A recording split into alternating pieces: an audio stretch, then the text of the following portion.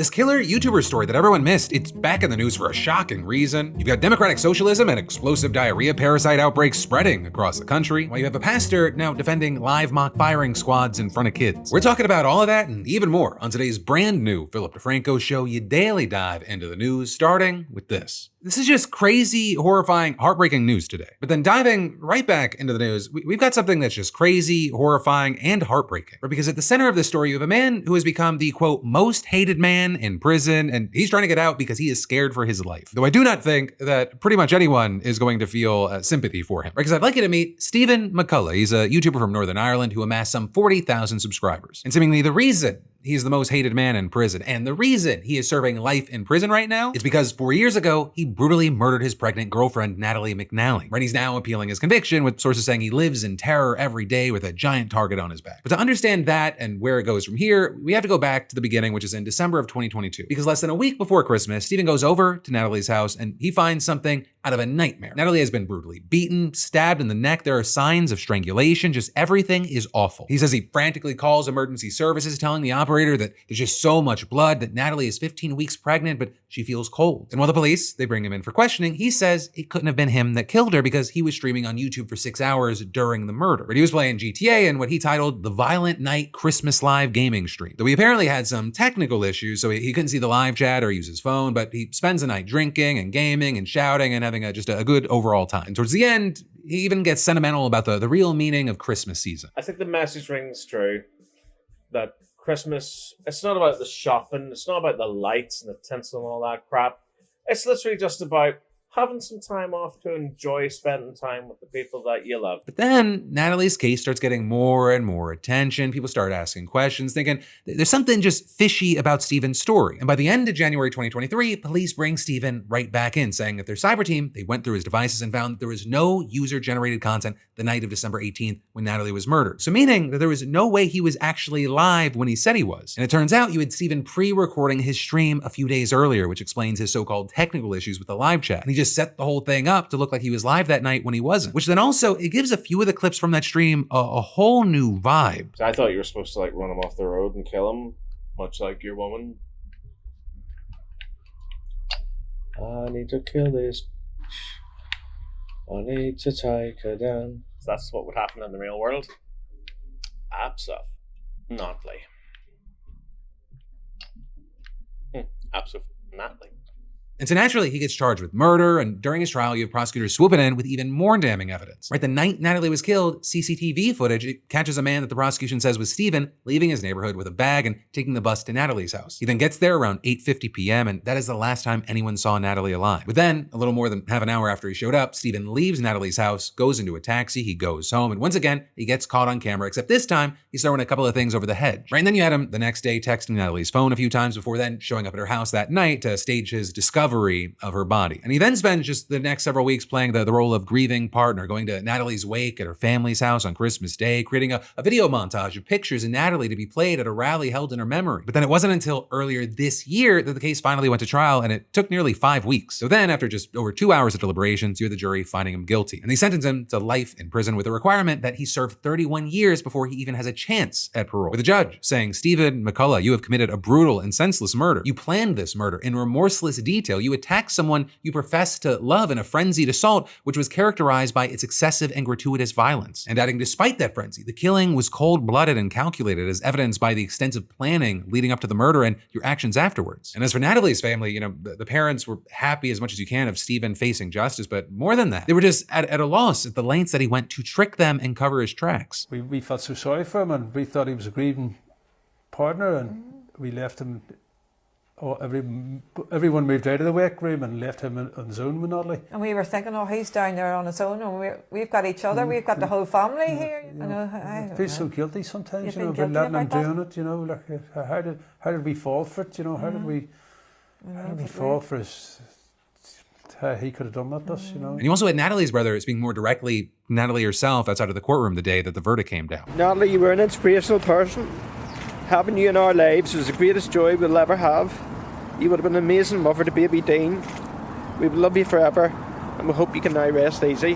Thank you all very much. Right, and since then, the start of Stephen's life sentence, I mean, it has been far from comfortable. In fact, you have sources inside of the high security prison where he's been held saying that this guy has a giant target on his back from his fellow inmates, saying he's even earned himself the title of the most hated man in prison, though not necessarily for killing Natalie, but rather for killing their unborn child, with one source saying that's one thing the prisoners don't like, harming innocent children. Some of the worst attacks there have been in here have been on child killers and child abusers. And you have to understand that the human side means staff aren't going to put their own safety at risk to intervene for the likes of them. Because McCullough murdered a pregnant woman, he falls into that category. And so reportedly, they see him as a massive security risk. He's being held in a separate wing away from the other residential units. And with that, you had another unnamed source saying the other prisoners joke that it's for the squealers and feelers, which is a reference to, touts and pedophiles, and they aren't far wrong. In reality, it's segregation without any punishment. But it now does seem like he's trying to use that situation as a way to get out, because the Public Prosecution Service in Northern Ireland has been notified that he's lodged an appeal against his sentence. A move that then obviously has taken a toll on Natalie's family, and you had her brother Declan saying that he would do it just speaks to his hideous nature. Then his behavior since that, he'd put us all through a horrific trial despite all the overwhelming evidence. And at the end, he now expects to have an appeal and get the sentence reduced. And adding, if they're going to look at the sentence again, the only way the sentence should be going is up. It's just completely re-traumatizing for the whole family. And so for now, we'll have to wait to see what happens, if he has any success, though me personally, just my opinion, I wish him nothing but the worst. But then, next up in the news, let's talk about MAGA and Trump's new focus, and that is birth tourism. Because as you saw or heard on yesterday's show, because you tune in every day, the Supreme Court shot down Trump's effort to get rid of birthright citizenship, with a majority ruling under the 14th Amendment that children who are born in the US to parents who are here unlawfully or temporarily, they're still in fact US citizens at birth. And while this just affirmed that a constitutional amendment still counts, which is the way things are will just keep continuing, a lot of MAGA started acting like just things were about to get crazy, or with much of MAGA arguing that the Supreme Court just greenlit birth tourism, where it's pregnant women from other countries traveling to the US so that their baby is born a US citizen. Well, you've got policies in place to try to prevent that from happening. You had MAGA really honing in on this, really stoking up the fear-mongering about it immediately after the decision came down. So, for example, you had people like Matt Walsh saying it's indefensible that a pregnant woman from Guatemala can sprint across the US border, have the baby 30 minutes after arriving here, and the baby is magically a citizen of the US. Which honestly, I will say, if you can find a woman who is 30 minutes away from labor that is able to sprint across an international border, maybe we want that baby. It sounds like maybe a World Cup striker baby. But also, I'll say, Walsh was far, far from alone. You had many taking it further, saying that foreign pregnant women shouldn't be allowed in the country at all. And so you saw things like Sean Davis, the founder of the Federalist, writing a sort of manifesto on how to respond to the court's ruling, with steps like deny entry to all pregnant foreigners, deny entry to all female foreigners, require sterilization of all foreign visitors prior to entry. You also had people like Jack Posobiec saying, quote, the court never said we can't mandate spot pregnancy tests for foreigners. And you had a Daily Wire reporter adding, Congress must start acting now to remove all foreign women from the country immediately and begin attaching pregnancy tests to visa requirements. And hell, you even had Tennessee Representative Andy Ogles saying that he's introducing the Anchors Away Act to ban pregnant aliens from entering the USA. If you are a pregnant woman, you can't come into this country.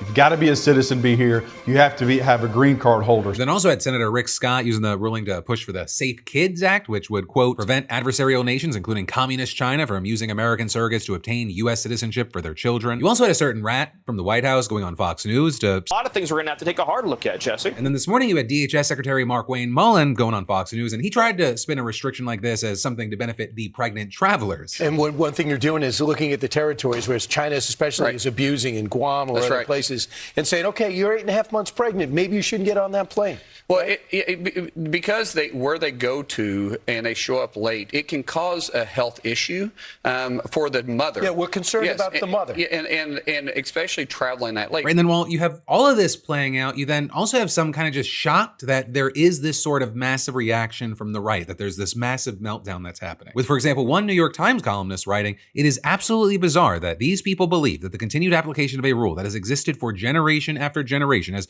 we've grown to the most powerful and prosperous free nation in world history is somehow the root of our national demise and so clearly wrong that we need to end the union. And here's the thing, well, birth tourism, it is a real thing. It's hard to actually tell how widespread it is. Right, as you had the New York Times previously explaining, there is no official tally of babies born to tourists on American soil, but in 2020, you did have the Center for Immigration Studies, which supports immigration crackdowns, estimating that it's between 20,000 to 26,000 babies per year. And so if that's true, you'd be looking at less than 1% of babies born in the country that year. And again, those are just estimates. You have some even higher, some are as low as 2,000. And then you've got more that we've got to dive into in just a minute. But first, let me thank a sponsor and say, I've reached the point where my calendar affects my drink order. I've got stuff to do tomorrow is now part of the decision-making process. And with my Crashing Out tour that's about to kick off, which by the way, go get tickets, tomorrow definitely matters. Which is why today's sponsor, ZBiotics Pre-Alcohol Probiotic, is already packed. It just makes sense. It's gonna make my life easier. Because ZBiotics Pre-Alcohol Probiotic drink is the world's first genetically engineered probiotic invented by PhD scientists to tackle rough mornings after drinking. And how it works is that when you drink, alcohol gets converted into a toxic byproduct in the gut. And it's a buildup of that byproduct, not just dehydration, that's to blame for rough days after drinking. Pre-alcohol produces an enzyme to break that byproduct down. So just remember to make pre-alcohol your first drink of the night, drink responsibly, and you'll feel your best tomorrow. I use it for nights that I finally leave my news dungeon and I go out, and with the Crashing Out tour coming up, it's already got a spot in my bag. It's one less thing that I have to think about when the show is over, but the night's not. And for you, July's packed with barbecues, lake weekends, fun times with friends, whatever. So keep your good times rolling into the next day by making pre-alcohol your first drink of the night. Just head to ZBiotics.com/DeFranco and use code DeFranco for 15% off your first order, or just scan that QR code to get started. Then, diving right back into the news, you got two things that have spread from New York to Colorado that you should probably know about right now. The first is a fun little parasite that causes explosive diarrhea, with the CDC counting 145 cases in 17 states so far, and we have no idea where this came from or exactly how it is spreading. And then the second is seemingly democratic socialism, because following Zoran's sweep in New York with his primary back candidates, including 2 DSA members, right,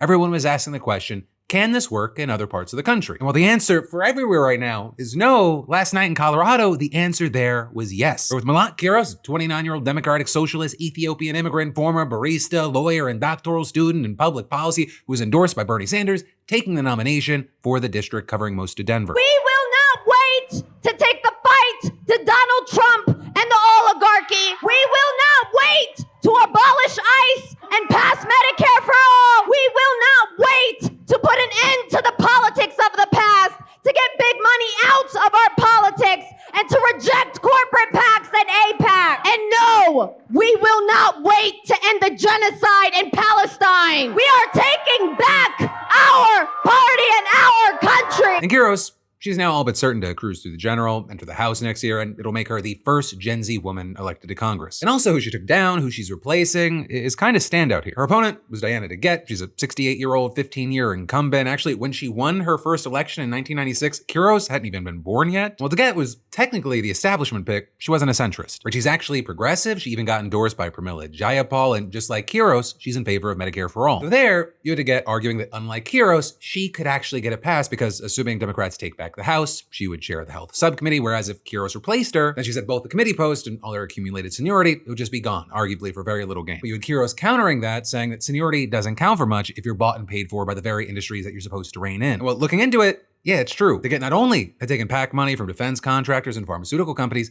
those types of donations accounted for most of her campaign funding during this race. And Kiros really honed in on that. Frankly, sometimes the thing that corporations and special interests get out of donating to a campaign isn't proactive legislation on their front. Sometimes it's just that they sit there and keep a seat warm. She is the least effective member of the Colorado Democratic delegation. Measured how?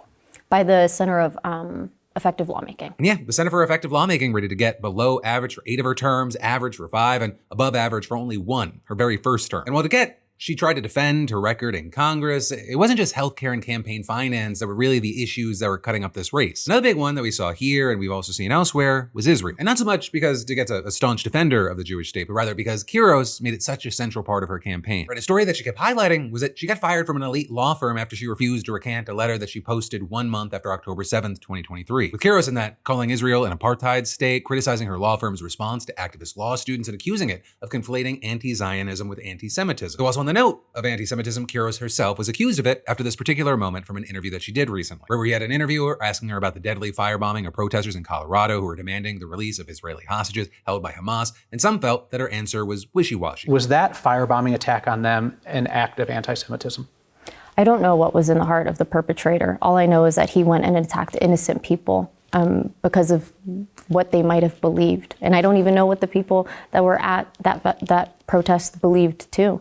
In fact, most of them were probably just there to, ask that the people who were kidnapped during October 7th be returned home to their families. That's not a political statement in and of itself.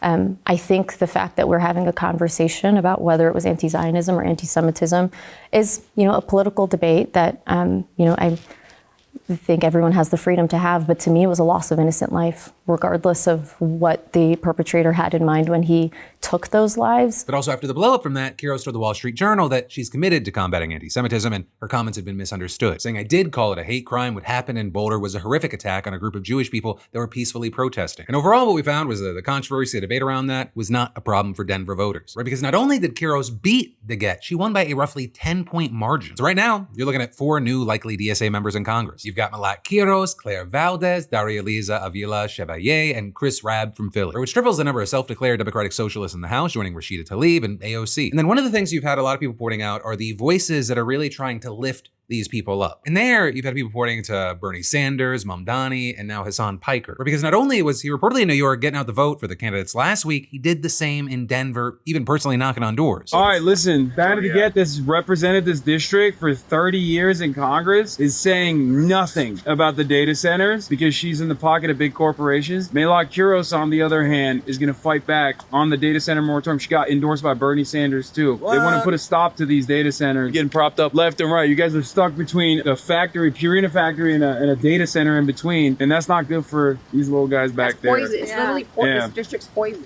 But you only have till 7 o'clock to vote. Do you have a ballot in your house currently? Yes. Yeah, I have 3. Did you guys see that? When we brought up the data center, she said, "Hell no," straight up. And I think that's a voter right there. And then actually just really hitting on the power of the internet, on top of, putting his name behind Kiros, encouraging people to vote, his community reportedly phone banked over 110,000 calls for her in just 3 days. For far too long, you all plugged your nose and you went out and you voted against the Republicans. But now you have an opportunity to do something amazing.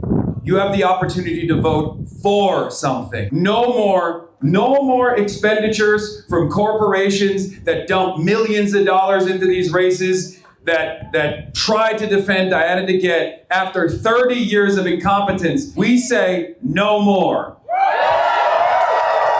But then putting that aside, in Colorado, it's also important to note that Kiros wasn't the only win for the progressive left, right? Because in another district, you had Manny Rutnell beating the moderate Democrat, Shannon Byrd, by some 25 points. The son of a single mom who grew up filling out food stamp and Medicaid forms and working at McDonald's can go on to become an economist in the U.S. Army Corps of Engineers, serve in the State House, and now become your nominee for Congress in the most... And very importantly there, it's not a sure thing there. He's going to be vying for Colorado's most competitive congressional seat in the general. And he'll be going up against a sitting Republican, Gabe Evans. And that's definitely one that's going to be important to watch. Because while it's definitely not a one-to-one type of situation, one of the interesting things that's come from the primaries are the push for people that are further left and further right than kind of the more moderate candidates these days, or whether it be the push for more leftist or DSA candidates or Trump pushing for more Trumplican rather than moderate Republican candidates. What happens when you take those people and you put them in a general election? Do they still do as much? Is there any sort of alienation, or do people generally stick to their teams? So this whole conversation and thinking is probably not going to extend to the Colorado governor's race, because they haven't elected a Republican governor in more than 2 decades. And so the primary here was kind of seen as the main show, and what you saw was the state's attorney general, Phil Weiser, beating Senator Michael Bennett for the Democratic nomination. A nomination that was definitely seen as an upset, because Bennett,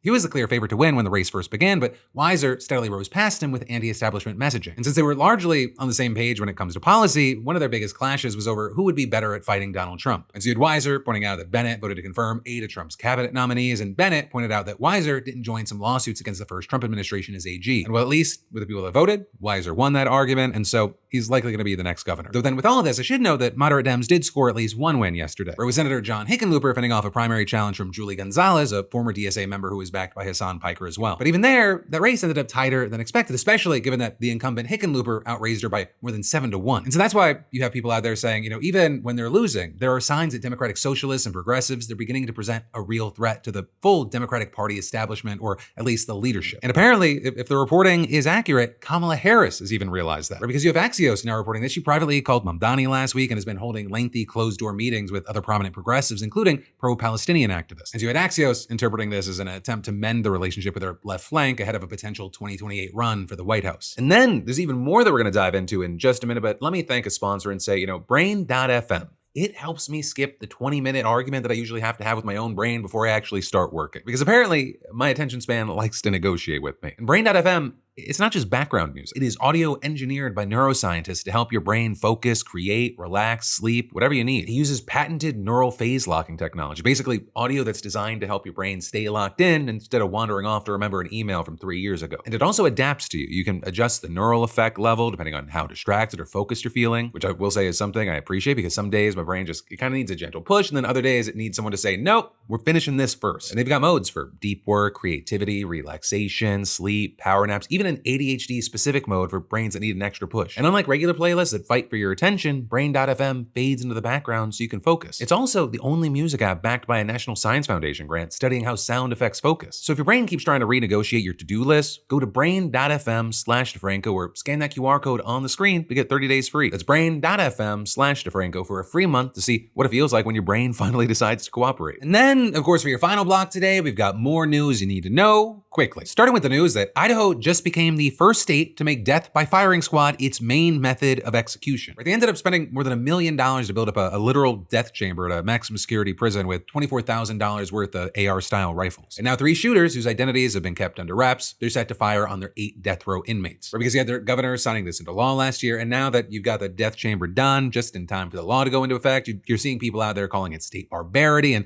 labeling the firing squads archaic. But then also on the other side, you have supporters claiming it's a foolproof way to avoid the drawn-out executions that we've seen from prisons, not being able to get the drugs for lethal injections or botching the process, arguing firing squads are certain, they're quick, and it brings justice for the victims and their families in a more expeditious manner than other types. The idea being that a firing squad is that they hit a specific part of the heart that just kills you in seconds. But that also it can just be a mess if they miss their target, and that could leave the prisoner suffering for who knows how long until they actually die. And actually with that, you have people pointing to last year, Maddie facing death by firing squad after killing a white officer back in 2004. And when his day came, the firing squad missed their target, leaving him in, quote, excruciating conscious pain and suffering for up to a minute. And then on top of that, there were 3 shooters, but Maddie was only hit by 2 bullets, something that a forensic pathologist said was extraordinarily uncommon. And so you had some claiming that the firing squad intentionally botched the job out of revenge for the cop that he killed. And you've got folks like an expert who studied execution practices raising questions about it being a quasi-lynching, asking, would corrections officers in a southern state intentionally torture a black man who murdered a police officer? The historical record suggests this is far from out of the question. And then also you have execution protocol experts saying we tend to forget that human beings are conducting this and human beings have emotions and feelings, such as wanting to set things right, an eye for an eye, and revenge. And then also in the news, you had people who did a mock firing squad in front of toddlers at a church. So not something on my 2026 bingo card, but you now have this viral video coming out of Mount Olivet Baptist Church in Lexington, Kentucky. And in it, you see simulated heavily armed commandos lining up in front of a room full of kids, pointing weapons at a figure and staging a full-on mock firing squad execution. And to make it crazier, you hear the pastor leading the kids in a chant of take him out, blow him up as the weapons fire and the kids cheer. With then people online immediately slamming this, calling it incredibly traumatizing, wildly inappropriate, and completely over the line for a children's event. But then following the massive backlash, you had Pastor Dwayne Walker hitting back with a 7-minute video to defend the skit. Where you have him saying that this is actually part of a 30-year-old theme called Commandos for Christ and or Scouts for Jesus. He called it both things at various times. The person that's being executed, it's actually not a human being. It's a representation of the devil, he says. Walker literally says the clip you saw was simply killing the devil. And while Walker did end up apologizing to anyone who was genuinely offended and invited critics to actually come visit the church to see what they're really about, he then also claimed that a lot of the internet outrage, it's just fueled by misinformation and missing context. Though even there, you have plenty of people saying, no, we understand the context, it's still crazy. And then also in the news, you got Donald Trump's massive new federal financial disclosure just dropping, and it's insane, right? He is now officially $1 billion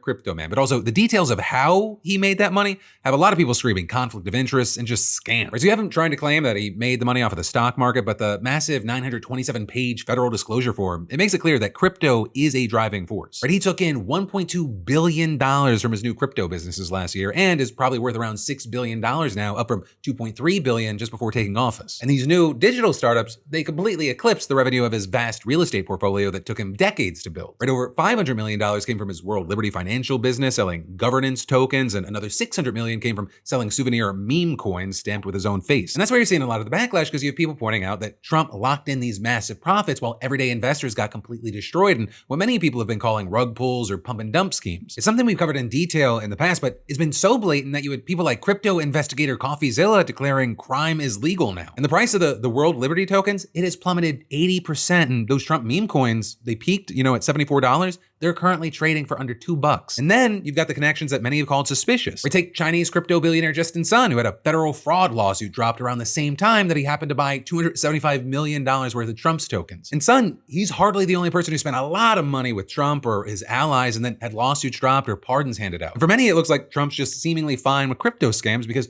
right when he came back into office, he rolled back regulations and continued to quash a federal crackdown on the industry. And while you have the White House strongly denying any wrongdoing, saying that Trump's businesses are in a trust run by his sons and that there is zero conflict of interest, at the end of the day, his administration's policies are directly boosting the exact industry, making his family billions of dollars. And if that's not a conflict of interest, then nothing is. But that, my friend, you beautiful bastard, is the end of your Wednesday show. Though, of course, I'd love for you to crash out with me because it is Wednesday, which means a brand new episode of my podcast, Crashing Out with myself and Alex Perlman, is out. And you can check it out using the top link in the description, or if you're on YouTube, you can click or tap the screen. Thank you for watching. I love yo faces, and I'll see you right back here tomorrow.